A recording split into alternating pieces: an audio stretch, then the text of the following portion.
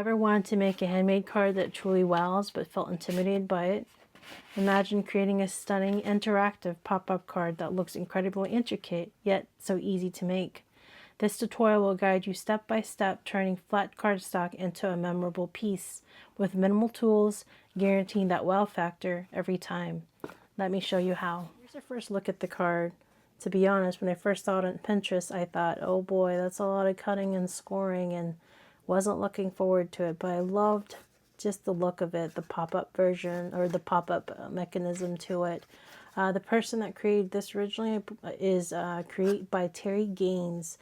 She did the measurements on this, and I thought it was a beautiful thing, and so I'm going to do my version of this card, or her card. Valentine's is coming up, so I wanted to make something for Valentine's Day. So we're going to do this one. Again, we're going to make it. I made the paper background and everything, so let's get started. So the base is going to be 8.5 by 5.5, scored at 2 1/8, 4 1/4, and 6 3/8. And then for the pop-up mechanism, it's going to be measures 8 1/4 by 1 3/4, and we're going to score on the long side at 2 1/8, 3 1/8, 5 1/8, and 6 1/8. Okay, and that's pretty much it for the scoring for this one. You'll also need, as you can see here, just some nesting dies. This is the one I decided to use. So there's, to use the bigger die, and then the die right next to it, the next die down. You can use whatever you want. I like this one. So this is what I use. You can use circle, square, whatever you have in your stash you would use. So this is what I've used. I've also embossed it, as you can see. And these are all Stampin' Up! Products that I used. And this is the old embossing folder that they used to have. But again, you can use whatever you have.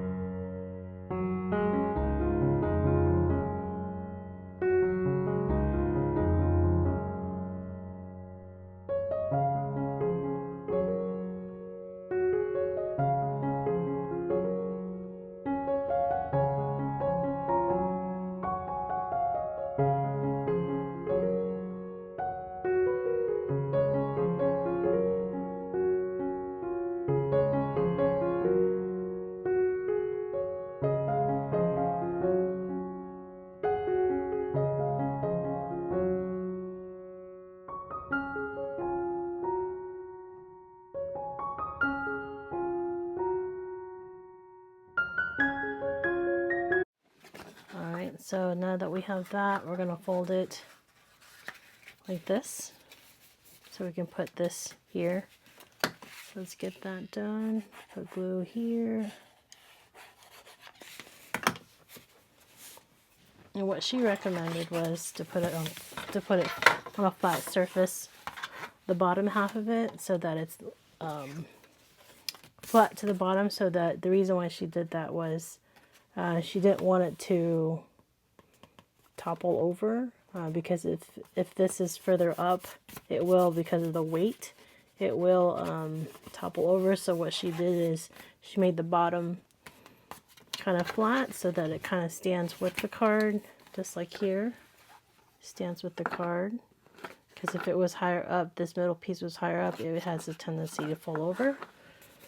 So she did recommend that, and so I'm following her instructions. So there you go. And then this is that embossed centerpiece. This just gives it texture too, and just really pretty.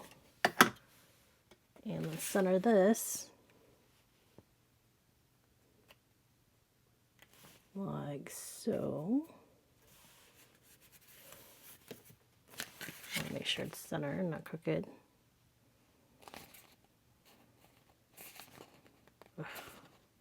Alright, let's see. Okay, looks good. Okay, now we're gonna do a little heart, which I have. I'm gonna use an old Fisker heart here. Let's see.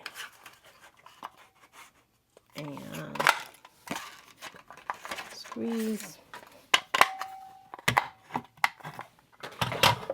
So that's the heart piece. I wanted the centerpiece to be kind of simple, just so that you can kind of see the texture. I didn't want it to steal from the texture. So I made the heart, or the centerpiece, simple.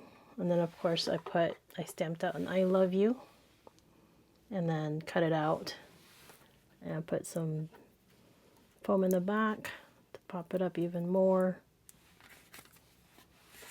And line it up with the heart. Try not to make it crooked, but like that. And then just a foam tape.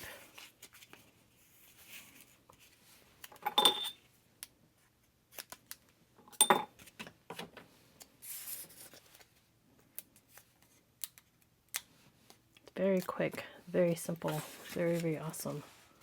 You can make a ton of these in no time. So there you go. Looks pretty cool, huh? And then it sits up. And as you saw, it can fit an A2 envelope. So mechanism, it's very, very awesome. But fold it in, press it down,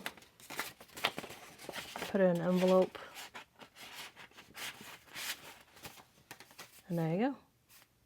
Really quick project.